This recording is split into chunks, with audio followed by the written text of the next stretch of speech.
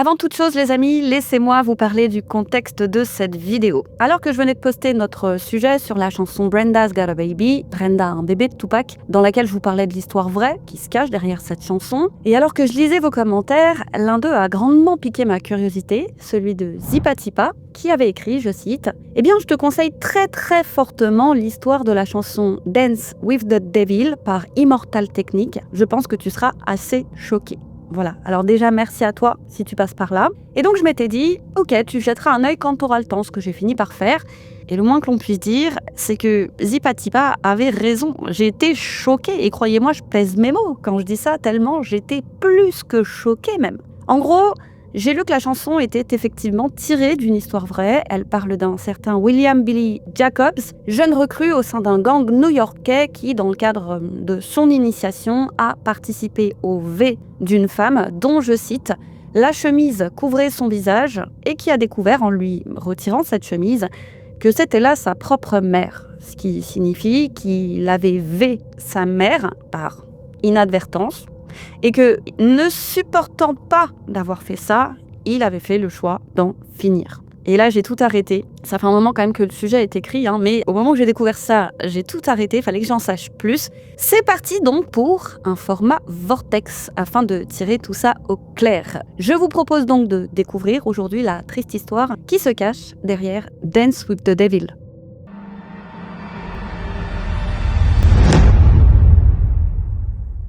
Comme toujours les amis, n'hésitez pas à liker la vidéo et à vous abonner. Danse avec le diable est une chanson écrite et interprétée par le rappeur Immortal Technique. Elle est tirée de son premier album Revolutionary Volume 1, sorti en 2001. Alors, je connaissais pas du tout ce rappeur et on verra qui c'est plus tard puisque vous le verrez, il s'inclut lui-même dans le narratif de sa chanson. Il aurait, selon les paroles, joué un rôle dans cette sordide initiation. Il aurait été l'un des V plus loin yoleurs et depuis, il danserait avec le diable dans le sens où ce qu'il a fait est tellement mal que depuis, il sent la présence du diable à ses côtés au quotidien. Et donc j'ai découvert que Dancing with the Devil est un morceau un peu particulier puisqu'il est composé de deux parties. La première, c'est celle qui nous intéresse et qui parle donc du fameux William Jacobs, surnommé Billy. Quant à la deuxième partie, c'est un morceau caché, alors avouez que c'est quand même super énigmatique, qui est complètement indépendant de la première partie. C'est un couplet du rappeur américain Diabolique et on va pas en parler puisque c'est vraiment deux morceaux différents. Voici donc, je pense que c'est le mieux à faire pour commencer, les paroles de Dance with the Devil.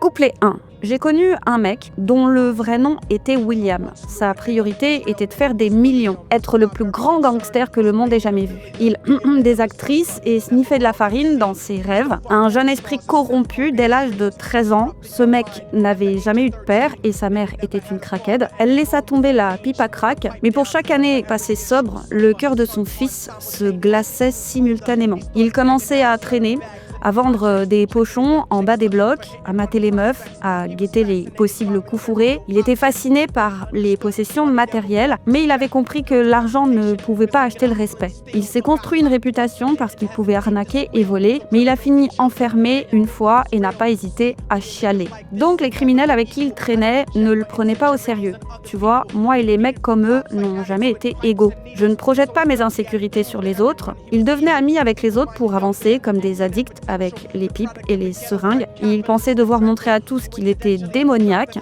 un jeune faible d'esprit avec beaucoup de potentiel, le produit d'une mentalité capitaliste grandissante dans le ghetto. Il quitta l'école pour vendre des herbes de Provence. Dansant avec le diable, il fumait jusqu'à saigner des yeux. Mais il en avait marre de vendre des herbes de Provence et laissa parler sa cupidité. Le refrain: tout le monde essaye d'être dur, mais ne fait jamais face aux conséquences. Tu es probablement tombé pour un mois pour des délits mineurs. Demande à un mec qui a pris perpète s'il avait une autre chance. Mais il y a toujours le malade qui savait à l'avance. Danse pour toujours avec le diable dans ta cellule froide. Mais c'est ce qui se passe quand tu vais, quand tu tues et quand tu vends de la caillasse. Les démons étaient autrefois des anges de Dieu qui sont tombés du sommet.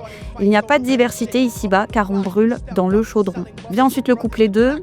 Donc Billy a commencé à voler d'autres mecs. Il a fait tout ce qu'il pouvait faire pour regagner le respect de son groupe. Il Il se battait pour un rien dans la cité. Il vendait à des mères et à des frères des cailloux de crack, toucha le gros lot, mais voulut passer à la farine. Alors pour réaliser son délire de Scarface, bloqué dans son crâne, fatigué des mecs de cité qui le traitaient de la même manière, il voulait devenir un grand comme les tueurs et les voyous.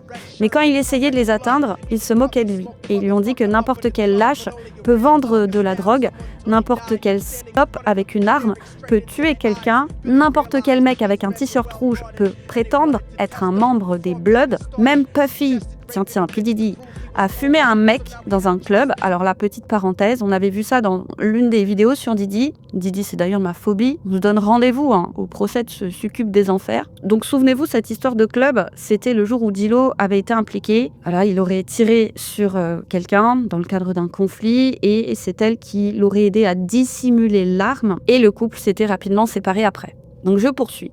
Même Puffy a fumé un mec dans un club, mais seulement un vrai voyou peut poignarder quelqu'un à mort. Debout, devant lui, et le regard droit dans les yeux, Billy réalisait que ces mecs étaient bien protégés. Et ces mecs voulaient le tester avant de parler affaires. Ils lui ont donc suggéré de V une stop pour prouver qu'il avait un cœur de pierre. Donc maintenant, il avait le choix entre retourner à sa vie ou faire des sous avec des mecs qui ont réussi. Ses rêves de voiture et de diamants l'ont fait accepter. Un mec hardcore, c'est ce qu'il avait toujours voulu être. Alors, il les rencontra un vendredi soir à 3h moins le quart. Donc là, il y a le refrain, on passe désormais au couplet, le couplet 3. Ils ont fait le tour du pâté de maison sous la pluie à fumer des pétards, boire et rigoler, jusqu'à ce qu'ils virent une femme dans la rue marchant seule à 3h du mat, rentrant chez elle du travail. Alors ils sortirent sans bruit de la caisse et la suivirent à travers les immeubles. L'obscurité l'avala. Ils passèrent un t-shirt sur sa tête et la firent tomber au sol. C'est le moment, gamin. Maintenant, t'as la chance d'être un dur. Donc Billy l'a pris par les cheveux, l'a fait rentrer dans un hall vide. Elle se débattait, mais ils la firent monter les escaliers. Ils ont atteint le toit. Là, maintenant, au sol, en hurlant « Ta gueule !» et « Arrête de gesticuler !» Le t-shirt couvrait son visage, mais elle hurlait et griffait. Alors Billy l'a frappée jusqu'à lui casser la mâchoire. Les sales types savaient ce qu'ils faisaient. Ils la cognèrent jusqu'à lui casser les côtes, jusqu'à ce qu'elle cesse de bouger. Du sang coulait à travers ses vêtements. Elle pleurait en silence et ils la vêtaient tous à tour de rôle et violemment. Billy passa en premier, mais chacun d'eux passa à son tour, la déchirant, l'étranglant jusqu'à ce que sa gorge brûle. Sa mâchoire cassée implorait Dieu, mais ils s'en foutaient. Quand ils ont eu ce qu'ils voulaient, elle gisait ensanglantée, brisée et couverte de bleu. L'un d'entre eux sortit un calibre 22 flambant neuf. Ils ont dit à Billy qu'elle était un témoin clé de ce qu'elle avait subi et que s'il la tuait, il aurait enfin sa place dans le groupe. Il y a réfléchi pendant 1 minute, elle était quasi morte. Alors, il s'est penché au-dessus d'elle, a plaqué le canon sur sa tête. Arrive ensuite le refrain. Arrive ensuite le couplet 4. Je tombe et je ne peux pas faire marche arrière. Juste avant de presser la détente et de mettre fin à ses jours, il pensa à la farine et au diamant. Il se sentit fort, entouré de ses nouveaux frères. Il retira le t-shirt de son visage, mais ce qu'il vit le fit reculer et bégayer, car il était en train de regarder sa mère dans les yeux. Elle le vit et pleura car il l'avait oubliée. Elle pleura bien plus douloureusement que quand il l'avait vue. Son monde s'arrête de tourner. Il ne pouvait même plus voir. Sa corruption avait réussi à changer son destin et il s'est souvenu que sa mère avait l'habitude de rentrer tard, bossant dur pour rien du tout. Et maintenant, que valait-il ? Il se détourna de celle qui lui avait donné naissance en pleurant vers le ciel de solitude et d'effroi. Mais seul le diable lui a répondu, car Dieu n'était plus là. Alors juste quand il a su ce que c'était que d'avoir un cœur de pierre, il sauta du toit et mourut sans âme. On dit que la mort t'emmène vers un meilleur endroit, mais j'en doute. Après ça, ils tuèrent sa mère et n'en parlèrent plus. Écoute, car cette histoire que je raconte est vraie. Parce que j'étais avec Billy Jacob et j'ai moi-même vu sa mère. Et maintenant, le diable me suit partout où je vais. En fait, je suis sûre qu'il est là, avec vous, dans mes concerts. Et à chaque petit freestyle, il est là en train d'écouter le flot de jeunes voyous. Il se pourrait qu'il soit juste à côté de vous. Le diable grandit dans les cœurs des égoïstes et des malades, blancs, marrons, jaunes ou noirs, quelle que soit la couleur. Tu as ce destin autodestructeur quand tu es blessé et tu seras un des enfants de Dieu qui est tombé du ciel. Il n'y a pas de diversité ici car on brûle dans le chaudron. Donc quand le diable veut danser avec toi, t'as intérêt à dire jamais. Parce qu'une danse avec le diable dure toujours. Waouh. Avouez quand même que c'est fort. J'en perds ma voix. Que c'est fort. Donc voilà, en gros, Pour résumer, Billy est un jeune de quartier qui rêve de devenir un voyou respecté et qui est attiré par l'univers des gangs. Problème, il s'est humilié en pleurant un jour, désireux de gagner l'admiration des autres gangsters. Il participe un jour où il est très éméché à une initiation. Voilà, on comprend qu'il est déjà depuis un moment en rupture avec sa mère, une ancienne addicte. Or, c'est elle qui sera la cible de cette initiation alors qu'elle rentre du travail tard le soir. Billy n'a pas le temps de voir son visage, il est caché par une chemise, et puis la suite vous la connaissez. Ne supportant pas d'avoir vu sa mère, eh bien, il a sauté d'un building. Quant au reste du gang, ils ont fait le choix d'éliminer le témoin gênant, à savoir la mère. Puis on fuit sans jamais en parler. L'histoire se termine avec le narrateur, donc Immortal, qui révèle avoir été l'un des membres du gang ayant participé à l'acte et qui est depuis convaincu que le diable le poursuit. Alors avouez quand même que cette histoire est folle. Et ce qui m'a étonnée en découvrant ça, c'est le nombre de vues du clip. Parce qu'encore une fois, moi, je connaissais pas le rappeur. Et donc, le clip de cette chanson est sorti il y a tout de même 17 ans et il cumule, à ce jour, 64 millions de vues. Et avec un aussi grand nombre de vues, Danse avec le diable est forcément un classique. Et le clip, je le trouve vraiment bien. On voit Immortal Technique en train de rapper, entrecoupé d'images, un peu à l'ancienne d'une ville. Alors, j'imagine qu'il s'agit de New York, du quartier d'Harlem, comme l'histoire s'est passée là-bas. C'est simple, c'est efficace. Il parle de la rue, donc il montre la rue. Il n'y a aucune nana en train de twerker. Il n'y a pas de billets comme ça qui volent dans le ciel. Et à titre personnel, j'ai aimé. Donc à ce stade, je me suis dit qu'Immortal Technique, vu la qualité de son travail et le nombre de vues de ce clip, devait être une référence dans son domaine. Et pour en savoir plus, j'ai fait quelques recherches sur lui. Sa fiche Wikipédia indique qu'il s'appelle en réalité Felipe Andrés Coronel, qu'il est né le 19 février 1978 à Lima, au Pérou. C'est donc un rappeur américain d'origine péruvienne.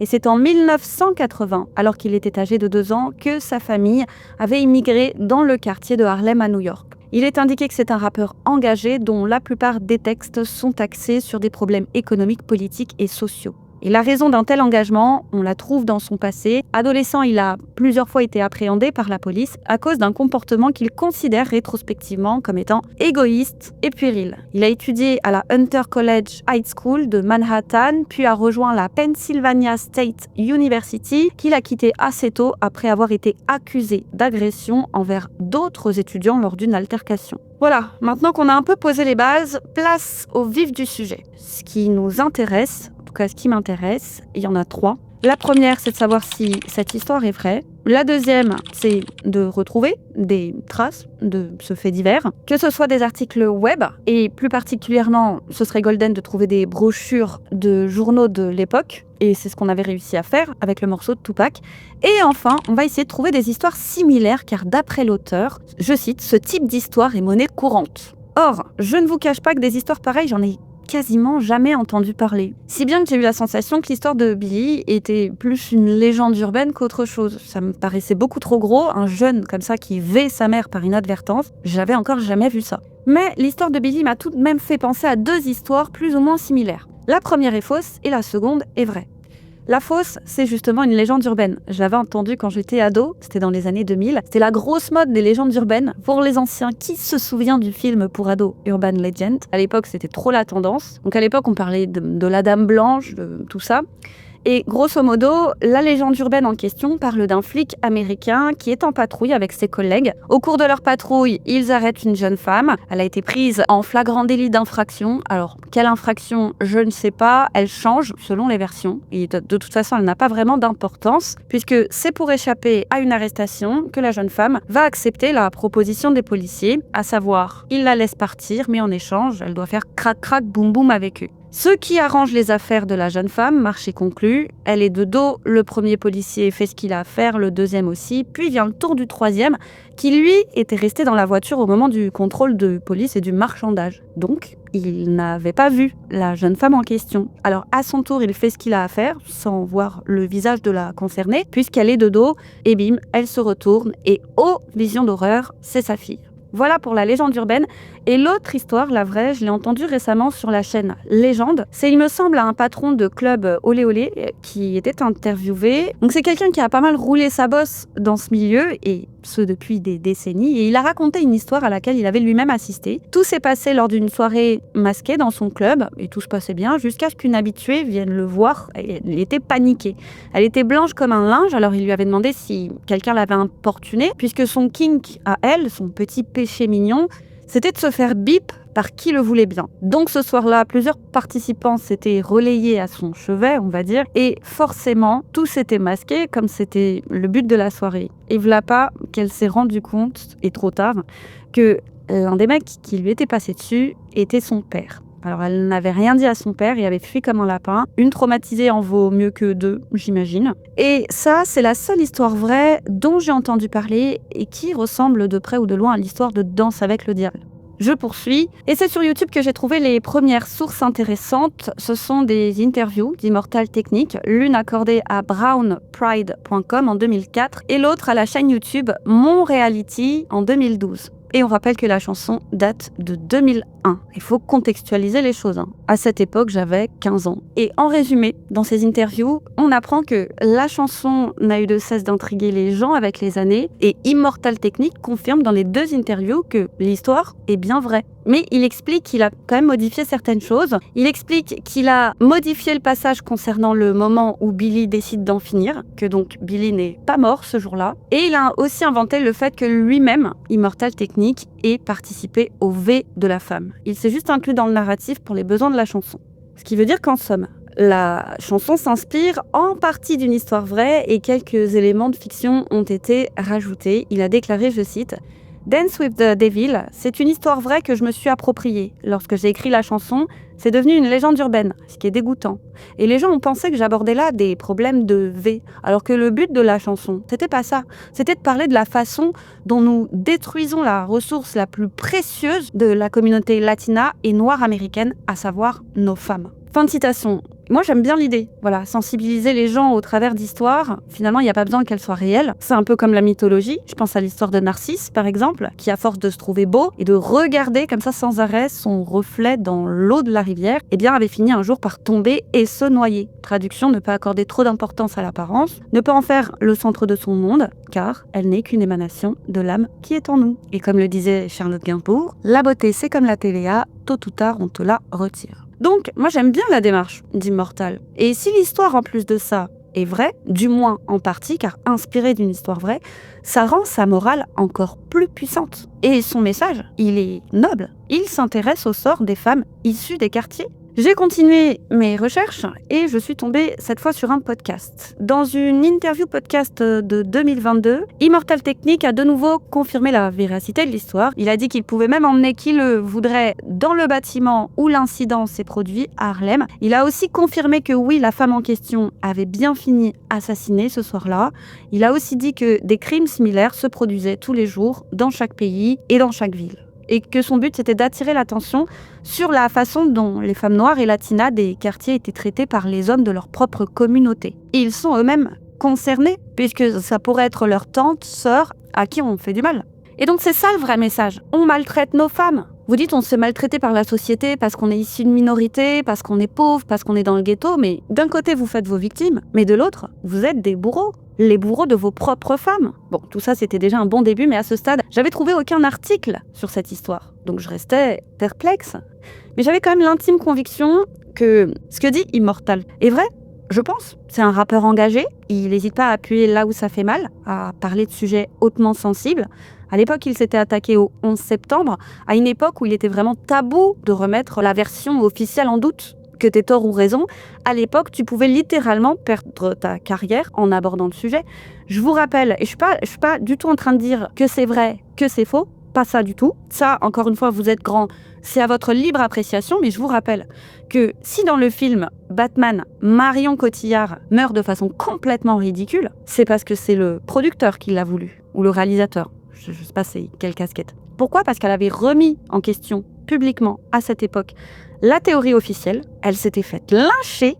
C'est une actrice française, donc il y en a beaucoup qui ont vu ça comme une offense. Elle avait même rétro-pédalé, puis depuis elle en a plus parlé. Et donc, si on la voit mourir comme ça, de manière ridicule, c'est parce que le réalisateur l'a voulu. Vous imaginez bien que dans ce genre de blockbuster, on retourne encore et encore et encore les scènes. Donc elle a dû mourir 25 fois. Et il a pris cette fois-là. Regarde, t'es ridicule, ce que t'as dit, c'est ridicule. T'as voulu insulter notre pays, et ben voilà.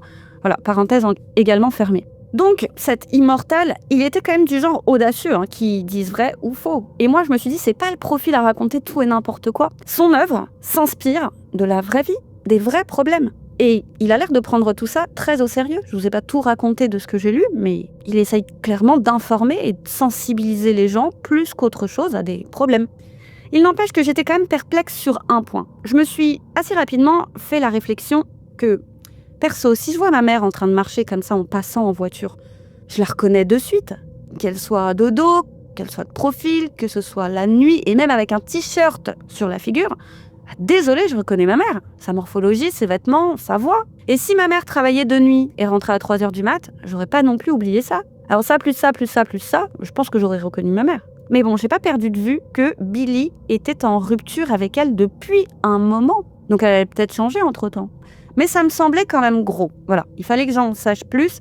J'ai donc directement tapé le nom du jeune homme sur Google, à savoir William Billy Jacobs. Je m'attendais bien à ce que ce soit un nom d'emprunt quand même, mais j'ai tapé et là je suis tombée sur le site villains.fandom.com où j'ai trouvé la fiche descriptive de ce jeune homme. Il y est écrit, je vais vous lire les passages. William Billy Jacobs est le méchant protagoniste principal de la chanson Dancing with the Devil d'Immortal Technique, qui serait basée sur une histoire vraie. C'est un adolescent qui commet des crimes et des actes de violence motivés par l'obsession de se faire une réputation de voyou dangereux, un voyou qui serait craint, et aussi motivé par le fait de gagner de l'argent. Donc il y avait un jeu de questions-réponses dans cette fiche. À la question quelle est la motivation derrière les activités criminelles de Billy Jacobs, la réponse indiquée est « Il est poussé au crime par son ambition d'être considéré comme un arnaqueur redoutable et son besoin d'argent. Son éducation marquée par une mère toxicomane et un père absent a façonné ses choix.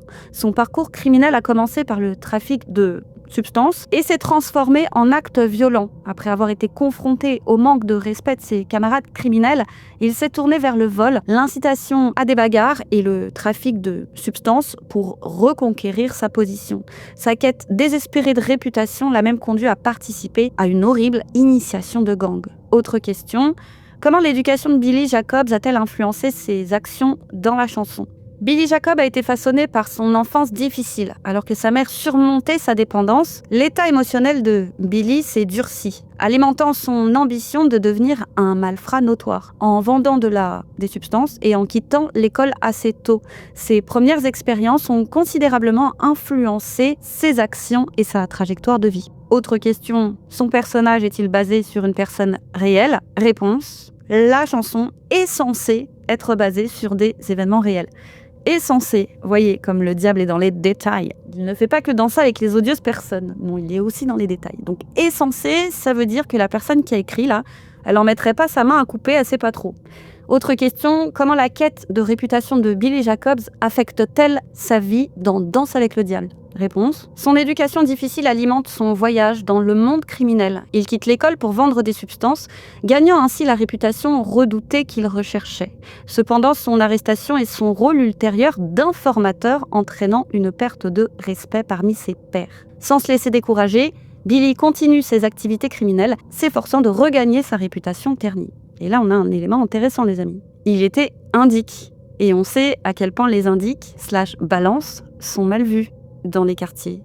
Mais très mal vus. Et puis on peut lire, je vais vous lire les passages intéressants. Et s'il y a des répétitions comme ça, c'est normal. C'est un vortex. Bon, je sais que ça en énerve plus d'un, mais vous verrez, on avance toujours. En eau trouble, certes, mais on avance toujours. Donc je cite. Billy Jacob a grandi dans des circonstances qui l'ont beaucoup affecté. Il a commencé sa carrière en vendant des herbes de Provence à plein temps au détriment de l'école. Il a également commencé à avoir des aventures d'un soir avec des jeunes filles et il a commencé également à fumer des herbes de Provence. Grâce à ça, Billy a acquis la réputation qu'il voulait, mais il a été arrêté une fois et est allé en prison. Il n'a pas hésité à devenir informateur, ce qui a réduit sa peine. Mais Billy a également perdu le respect des criminels avec lesquels il traînait. Alors il a commencé à tout faire pour regagner leur respect. Billy décide de se lancer dans l'initiation du gang. Bon, vous connaissez la suite. Alors qu'il s'apprêtait à lui tirer dessus, il a enlevé la chemise, découvert que c'était sa mère. Il a commencé à se rappeler qu'elle rentrait tard du travail lorsqu'il était plus jeune. Donc on en sait encore un peu plus. Billy n'avait pas vu sa mère depuis longtemps. Il l'avait principalement connue addict. Alors, ça signifie qu'entre-temps, elle avait peut-être changé.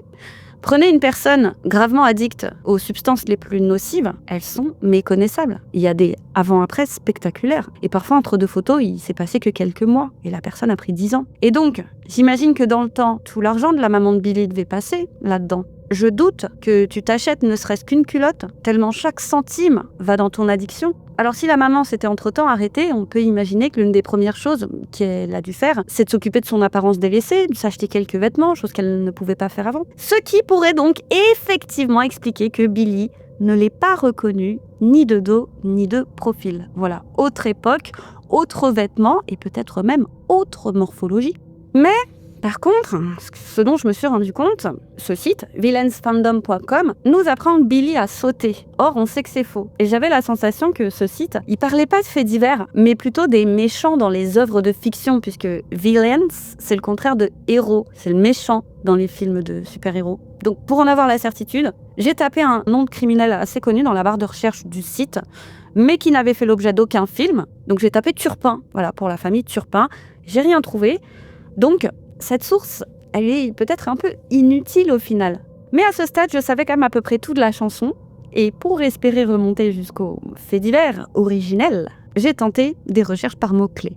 Et voici en résumé ce que j'ai trouvé par-ci par-là. À la question qui est le véritable William Billy Jacobs, il est indiqué, alors j'ai pas noté les sources, je suis désolée, c'était déjà assez fastidieux comme ça. Je cite: d'après ce que j'ai entendu, donc ça devait être un commentaire d'un passionné de rap, d'après ce que j'ai entendu dans un Technic Thursday, je sais pas ce que c'est, désolé, donc je reprends, vous pouvez les consulter sur le compte Instagram d'Immortal Technique. Immortal a lu l'histoire dans un journal et s'est senti obligé d'en faire une chanson derrière. Je crois que Billy Jacob est un faux nom donné au garçon qui a tragiquement V sa mère. Ce à quoi quelqu'un avait répondu: il ne l'a pas lu dans le journal. Lorsqu'il était en prison, c'est son compagnon de cellule qui lui a raconté cette histoire. Dans de nombreuses interviews, Immortal a déclaré que c'était une histoire vraie, mais que Billy Jacobs n'était pas la vraie personne. Intéressant. Et je vous cache pas que c'est ce qui s'est passé. C'est effectivement ça. J'ai découvert que c'est un co-détenu qui lui a raconté cette histoire, une histoire qui se connaissait dans le quartier, qui se savait. Il a quand même précisé qu'à l'époque, la nouvelle avait fait les manchettes, ce qui me conforte dans l'idée que peut-être que cette histoire a été relayée par des médias, mais uniquement à l'échelle régionale. Et à en croire l'histoire, qui d'autre que les concernés peut savoir que le corps meurtri de cette femme, retrouvé en haut de ce building, venait d'être V par accident par son fils. Souvenez-vous des paroles, elles disent « ils sont partis et n'en ont plus reparlé ». Ce qui me fait penser que cette affaire, elle a dû finir en cold case. Mais qu'au final, cette histoire, elle devait être banale, malheureusement. Surtout dans le Harlem des années 90-2000. Retrouver le corps sans vie d'une femme, ça devait être banal. C'était le ghetto. Voilà, aujourd'hui, il y a des coins à Harlem qui sont plutôt bobos, mais il y en a d'autres qui sont restés ghetto. Bon, poursuivons. Je suis tombée sur un autre commentaire. Beaucoup de gens pas très intelligents ont commenté. Immortal Technique a dit à plusieurs reprises que c'était une histoire que son compagnon de cellule lui avait racontée et que c'était un cas avéré. Il a même mentionné le bâtiment où cela s'est produit. Il a sorti l'histoire de cette prison parce que selon ses propres termes, je cite, « le quartier ne laisse pas passer ce genre de choses, mais ils ne viendront pas me chercher parce qu'ils sont déjà morts dans la communauté. » Fin de citation. Donc l'internaute poursuit. Souvent, les gens ne peuvent pas comprendre mentalement que quelque chose est réel, mais que ce quelque chose est raconté par quelqu'un d'autre. Puis, regardez sur quel lien je suis tombée. Un article de Rock the Bells. Et je me suis dit, mais c'est fou, les étoiles s'alignent. Puisque c'est ce site qui m'avait permis de tirer l'histoire de Brenda de Tupac au clair. Donc voici le titre de cet article. Il a été publié le mercredi 30 novembre 2022 par un certain Icon. Et il est intitulé « Danse avec le diable d'Immortal Technique est une pièce de théâtre morale pour notre époque ». Donc je vous avertis, il y aura quand même quelques répétitions. Immortal Technique est l'un des MC qui incarne une époque particulière de la culture. Un moment où le hip-hop était dans une sorte de crise identitaire, aux prises avec sa nouvelle richesse et sa renommée et les humbles débuts dont il est issu. Il y avait un débat dans les salons de coiffure, dans les magazines, dans les trains, sur ce qui était réel. On était entre l'imaginaire, l'underground et le mainstream. Mais à l'époque, il semblait y avoir deux groupes d'artistes. Le camp de l'orthodoxie du sac à dos, je pense que c'est de l'argot qui doit vouloir dire les anciens, et les nouveaux riches amateurs de bouteilles. Soit les artistes étaient dans les nightclubs, soit ils étaient dans la rue. Encore une fois, cette dichotomie semble folle aujourd'hui, mais après le meurtre de Notorious Big, c'est une conversation qui faisait rage à l'époque. Dans la vraie vie, Immortal Technique était un rappeur de rue. un rappeur engagé. Il a gagné sa réputation non seulement grâce à sa férocité en tant que parolier, mais aussi pour son passage en prison, sa lutte contre les tyrans, y compris son passé de bully.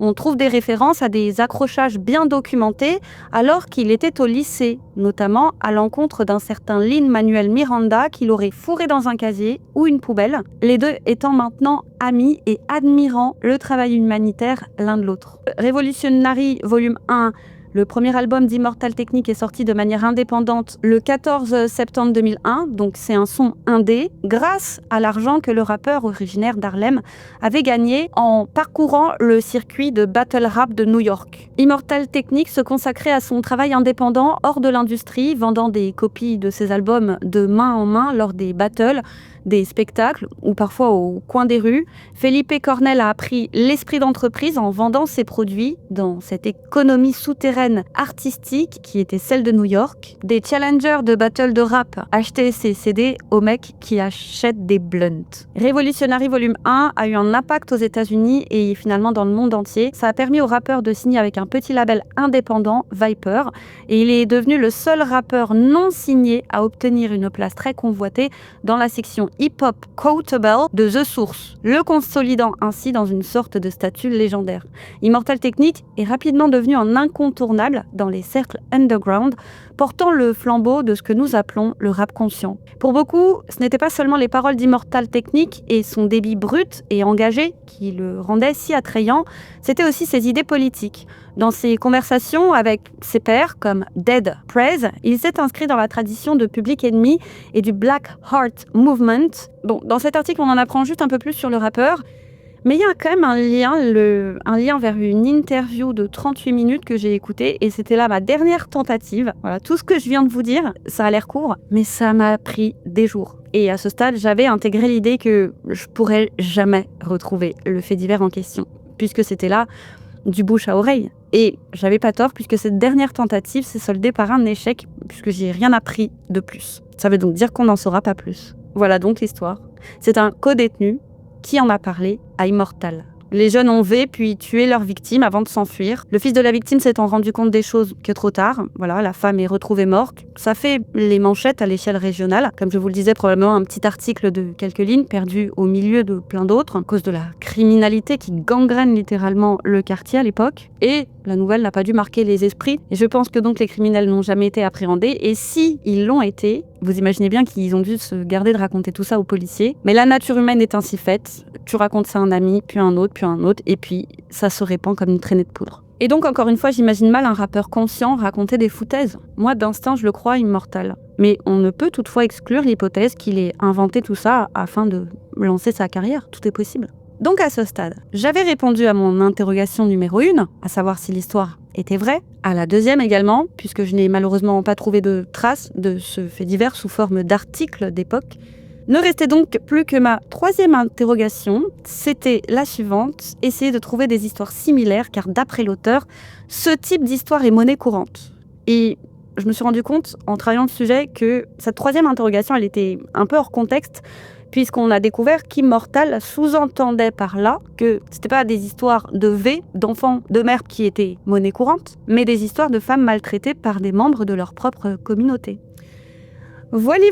Donc c'est tout pour aujourd'hui. J'espère que vous n'êtes pas trop frustrés. N'hésitez pas à nous dire ce que vous avez pensé de tout ça en commentaire, à liker la vidéo si vous avez apprécié notre travail. N'hésitez pas à vous abonner pour découvrir plus d'histoires méconnues. Quant à moi, je vous dis à très vite sur YouCrime pour une autre triste histoire, les amis.